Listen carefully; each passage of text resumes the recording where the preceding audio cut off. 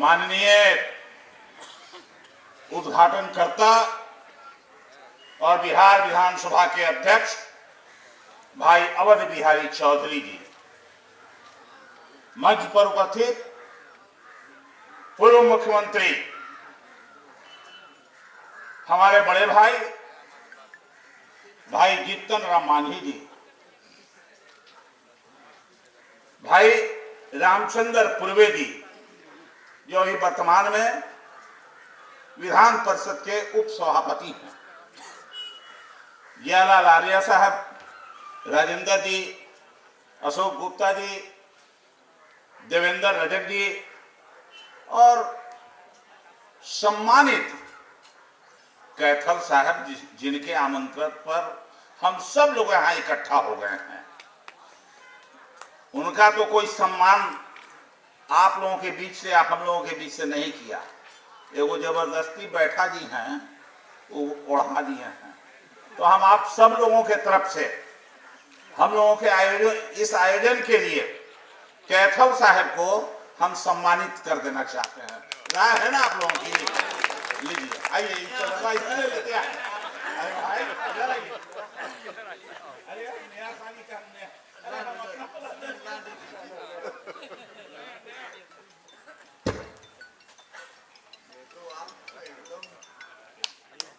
Photo तो ले लो भाई,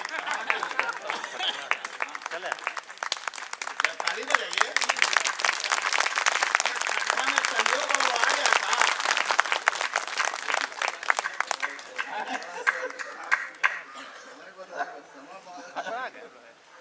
आदरणीय मंच के बाहर भी बहुत सारे लोग हैं, नाम लेना संभव नहीं है, लेकिन कुछ नाम लिए हुए भी बिना नहीं रह सकते हैं। शिवशंकर जी हैं, रिटायर्ड एसपी, हम तो सोचे कि इधर भेंट नहीं हो रही है। उधर बगल में रामचंद्र राम जी हैं, बैसंत्री जी हैं और विनोद जी आए हैं और अर्चना जी भी हैं। एक जमाने में भी देखा, उनको भी देखना है, सब लोगों को देख रहे हैं। एक जमाने की बात है, तो कोई भी बोलने के बाद, कोई भी कुछ बात में आप लोगों के बीच बोलूं, उसके पहले 2 नारा लगा लिया जाए। चूंकि यहाँ सब बाबा साहब के अनुयायी हैं और मैकूराम भी बाबा साहब के अनुयायी थे, तो डॉक्टर भीमराव अम्बेडकर अमर रहे, डॉक्टर भीमराव अम्बेडकर अमर रहे, मैकूराम अमर रहे, मैकूराम अमर रहे।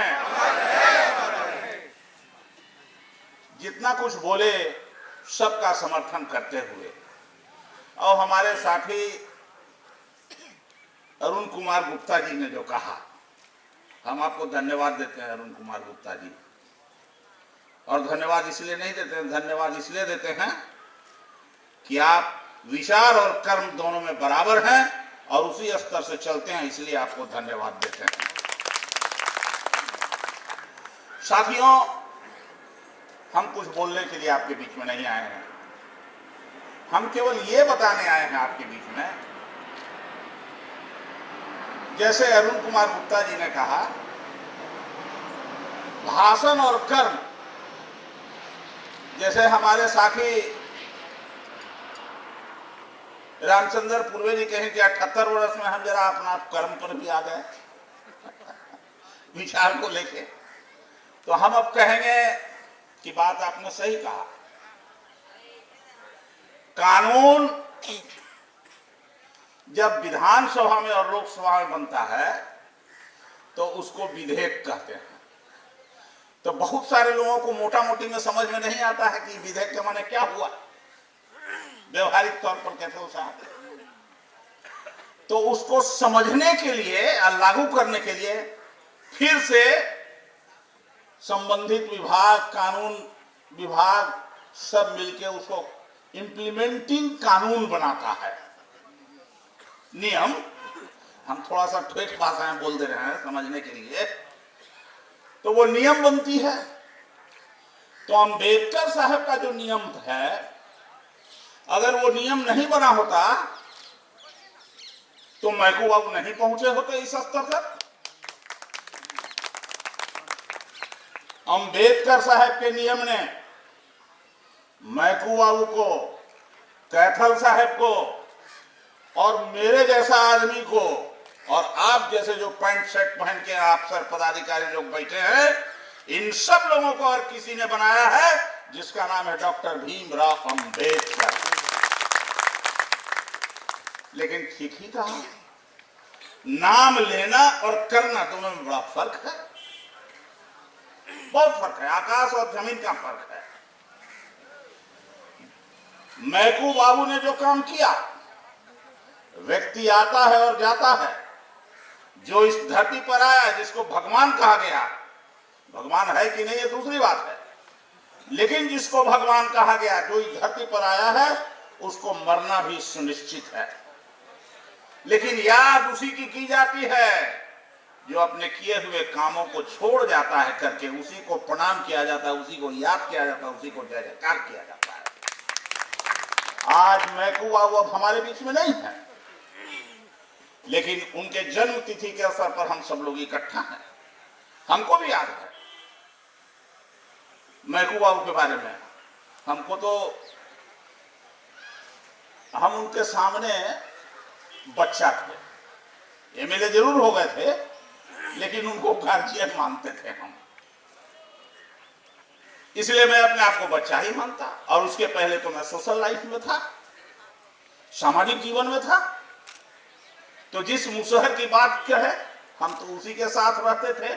अभी जो कहे पूर्व जी, आदरणीय जीतनराम मांझी जी हैं यहाँ उपस्थित, जब राजस्व मंत्री हुआ करते थे, राज्य मंत्री, तो कई कार्यक्रमों के बारे में इनको कह के हम कहते थे कि जरा चला ना मुसहर टोलिया में। और सबसे पहली बार बिहार में सबरी मेला का आयोजन किया था, जिसमें गवर्नर साहब को ले जाना था, कोई नहीं गया था। जीतनराम मांझी ने पुनपुन नदी के किनारे ये जाने का काम किया था। मैं इनको धन्यवाद देता हूँ। हाँ, उस समय गवर्नर थे जो नहीं गए थे।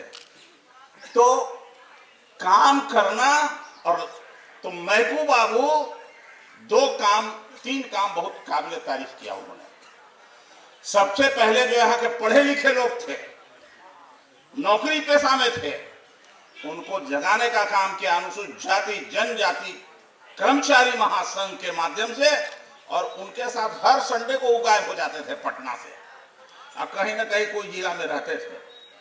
कई बार हमको भी खींच के ले गए कि चलो, तो हम भी पीछे पीछे चले जाते थे उनके। तो आज हम उनको याद कर रहे हैं कि एक तो वो कि बिहार में एक समय था जब मैकू बाबू ने लोगों को अनुसूचित जाति जनजाति कल्याण कर्मचारी महासंघ के माध्यम से जो संगठित किया था, आज वो ताकत, आज वो जोश अनुसूचित जाति जनजाति कर्मचारी महासंघ में अब नहीं है, जो ताकत उस जमाने में था। क्या गलत कह रहा हूं मैं? और अगर सही है रामचंद्र जी, तो किन कारणों से सही है कि वो ताकत आज नहीं है? एक कारण है जिसका मैं एनालिसिस करता हूं, माफ कीजिएगा आपको खराब लगे तो। आज का अनुसूचित जाति जनजाति कर्मचारी महासंघ आप कुनवा में बट गए हैं, आप छोटी पॉकेट में चले गए हैं। लेकिन मैकू राम ने इसको एक व्यापक आधार दिया था और सभी अनुसूचित जाति जनजाति के लोगों को और इकट्ठा करने का काम किया था। श्री शंकर राव भी यहाँ हैं। ये मैकू राम में ताकत थी जो उन्होंने किया था, और बड़ा दिलेरी से नौकरी में थे, लेकिन नौकरी का उन्होंने परवाह नहीं किया और अनुसूचित जाति जनजाति के लोगों की आवाज को उन्होंने बुलंद करने का काम किया उस जमाने में। और यही कारण है, एक घटना में कहना चाहूंगा केवल, कि जब लालू मैकू राम जी को कभी सचिवालय में बढ़िया पोस्टिंग नहीं मिला, जब तक सेवा में रहे तब तक कभी नहीं मिली, ये सरकार की देन थी।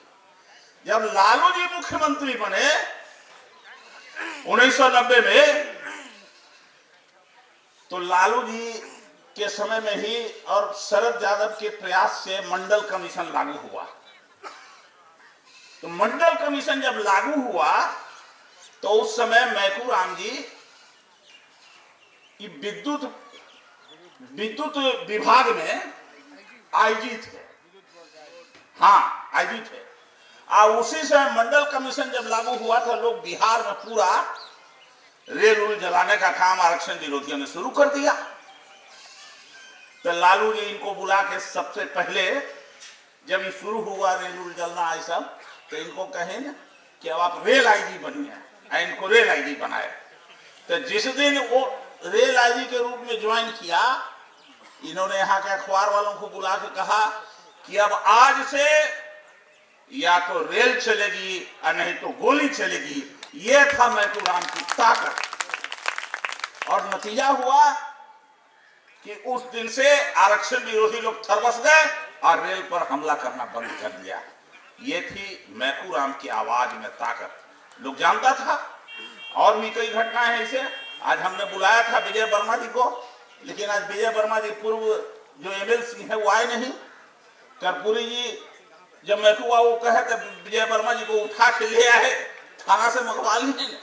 कर्पूरी जी के हाल ही कर दिन हम उनको कहे थे कि भाई आपको अपने ही बात कहना चाहिए, चल के वहां मंच से कहिए। लेकिन आज संजोग से विजय वर्मा जी नहीं आए, लंबी हो जाएगी इसलिए मैं उसमें नहीं जाना चाहता हूं। हम एक बात केवल कहना चाहते हैं, और इसके साथ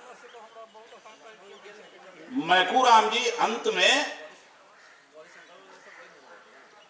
जो देश में अंबेडकर साहब किए थे एक बार 1956 में, उस काम को मैकू राम ने किया। और वो काम क्या था? उस काम के लिए राजेंद्र गौतम को दिल्ली में भी मंत्री थे तो केजरीवाल ने हटा दिया, मंत्री पद से रिजाइन करवा दिया। और मैकू राम जी 25,000 लोगों को लेकर के पटना के गांधी मैदान में बुद्ध धर्म को स्वीकार करने का काम किया था, ताकत से, कलेजे के ताकत से। आज जितने लोग यहाँ बैठे हैं उनके अनुयायी कहते हैं, कितने लोग कलेजा में ताकत रखते हैं कि हम बुद्ध धर्म को स्वीकार करते हैं और हिंदू धर्म की जो गलत नीतियां हैं उसका विरोध करते हैं और उसको संकल्प लेते हैं। ऐसे लोगों की संख्या बहुत कम है। कितने लोग हैं बताइए? हाथे नहीं उठेगा, हाथ में दर्द हो जाएगा। अभी भी बहुत लोग यहाँ हाथ में दर्द है। आज तो पढ़े लिखे लोगों के दर्द हो रहा है, हम जानते हैं ना। कनौजिया साहब, दर्द होगा ना हरी? अरे आपको नहीं, बाकी लोगों को दर्द होता है। हम तो आपको जान ही रहे हैं क्यों ही दर्द होता है। उसका 4-5 कारण है।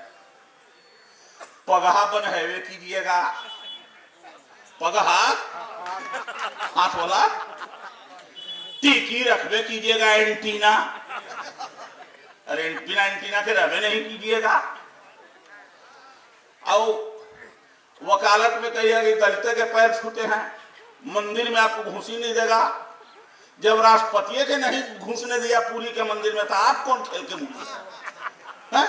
और तैयो कहा कि हम वही हुआ। अरे कहने लगता है क्या हम बुद्धिस्ट हैं? अरे इज्जत पड़ जाएगा दुनिया में आपका। जिस दिन ये दलित समुदाय का पढ़ा लिखा लोग, जितने लोग पढ़े लिखे हैं अपने कृपा से नहीं है, ये अम्बेडकर साहब की कृपा से है, याद रखिएगा। भले आईएएस हो जाइए, आईपीएस हो जाइए, इंजीनियर हो जाइए, डॉक्टर हो जाइए और सचिवालय के बड़ा अफसर हो जाइए, एकरा से आपको इज्जत जो मिल रहा है वो केवल और केवल डॉक्टर भीमराव अंबेडकर का संविधान है, जिसके कारण आपको इज्जत मिल रही है। नहीं कोई, अगर वो आरक्षण नहीं रहता तो उदय नारायण चौधरी का भी मुख्य अध्यक्ष बन सकते थे क्या? असंभव। जीतन राम मांझी का भी मुख्यमंत्री बन सकते थे, असंभव, नहीं होता। लेकिन ये ताकत, वो ऐसी चीज लिख के चले गए कि आज हम सब लोग उस ताकत को मान रहे हैं। मानते हैं जरूर, लेकिन उतारते नहीं है। थोड़ा सा धड़कन रहता है पैदा हमारे मन में, दिल में। तो ये धड़कन को छोड़िए। मैकू राम ने जो संकल्प लिया था बुद्धिज्म को स्वीकार करते हुए, उसको अपने दिल में, अपने घर में, अपने परिवार में, अपनी बेटी के साथ, अपने पुतों के साथ अपने दमाद के साथ, सबके साथ इसको उतारने का काम कीजिए, तभी आप मैकू राम के सच्चे अनुयायी होंगे, अन्यथा आप नकली अनुयायी होंगे। माफ करिए, हमारी बतिया गलती होती था, लेकिन सच्चाई है। अगर ये नहीं कहेंगे तो हम अपने आप के साथ अन्याय करेंगे। आज हम धन्यवाद देना चाहते हैं कि आरक्षण की नीति को जितना मजबूती से लागू किया, ठीक ही कहा इसके पहले रामचंद्र पूर्वे जी ने, ठीक ही कहा अशोक कुमार गुप्ता जी ने। वो लाइन, अशोक कुमार गुप्ता जी, आपकी पार्टी, रामचंद्र पूर्वे जी की पार्टी जो उस लाइन को मजबूत कर रही है। आज बहुत सारे लोग कर रहे हैं, संविधान के विरोध में बात कर रहे हैं, और सबसे ज्यादा हमला कहां हो रहा है? आपके ऊपर हमला हो रहा है। संविधान विरोध होगा, संविधान की धाराओं को कमजोर कीजिएगा।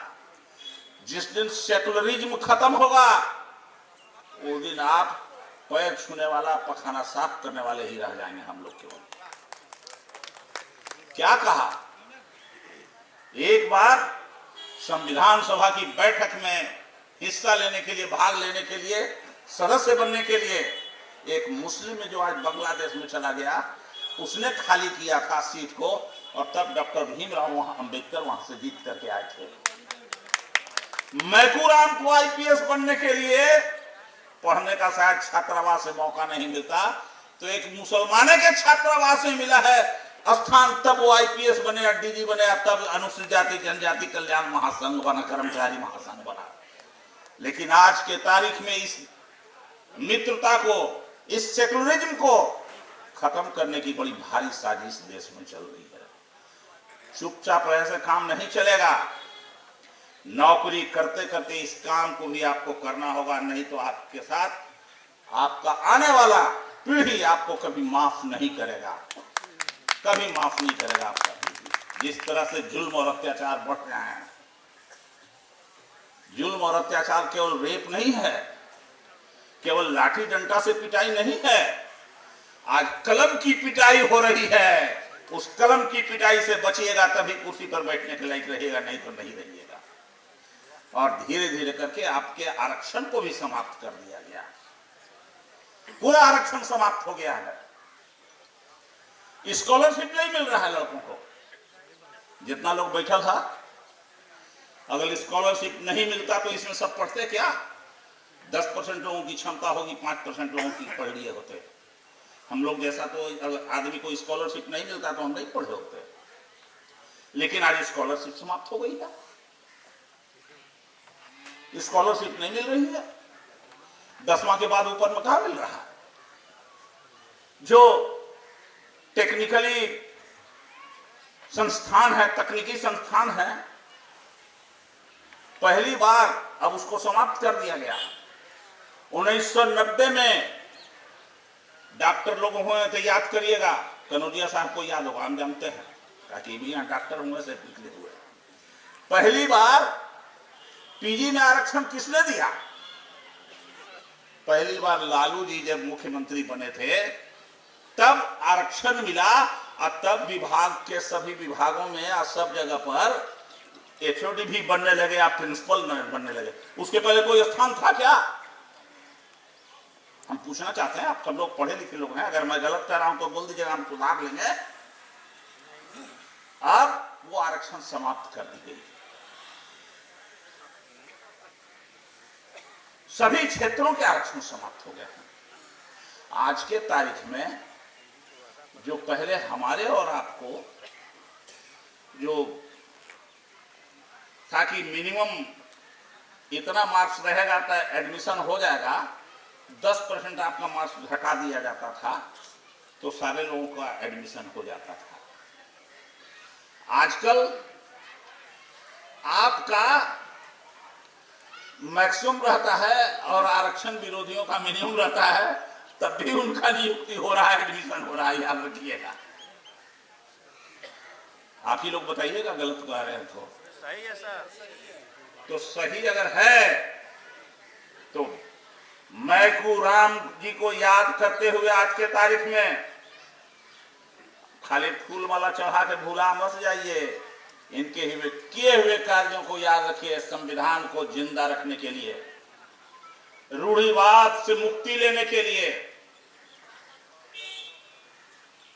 और अंधविश्वास से मुक्ति लेने के लिए, जिस अंधविश्वास और रूढ़िवाद को समाप्त करने के लिए, समाज में समानता का दर्जा दिलाने के लिए इन्होंने बौद्ध धर्म को स्वीकार किया था कि पूरे दुनिया में आपको सम्मान मिलेगा। तो कम से कम अम्बेडकर साहब को अपने घर तक तो पहुंचाइए, बुद्ध को अपने घर तक तो पहुंचाइए, अपने दिल में तो उतारने का काम कीजिए। यही मेरा आप सब लोगों से निवेदन है। हम इसका ज़्यादा और कुछ नहीं कहेंगे, बहुत कुछ और कहने को है, लेकिन हमारे दो विद्वान और हैं, हमारे अध्यक्ष साथी भाई अवध बिहारी चौधरी जी और माननीय पूर्व मुख्यमंत्री जी, इनका भी एक अपना लंबा अनुभव है, लंबा राजनीति है। हम इनको भी सुनेंगे और जो संभव हो अपने जीवन में उतारने का काम करेंगे। इतना ही के साथ आप सबके प्रति आभार व्यक्त करते हुए, कैथल साहब के प्रति आभार व्यक्त करते हुए कि आपने हम सब लोगों को बुलाया, एक कार्यक्रम का आयोजन किया। हम लोगों को जितना सहयोग करना था उतना आपको सहयोग नहीं कर पाए, इसके लिए माफ़ी चाहता हूँ। विश्वनाथ जी, हम तो इतना ही के साथ अपनी बात को समाप्त करता हूँ। अंत में एक बार फिर से नारा लगे, मैकू राम अमर रहे, मैकू राम अमर रहे, मैकू राम अमर रहे। बहुत बहुत धन्यवाद।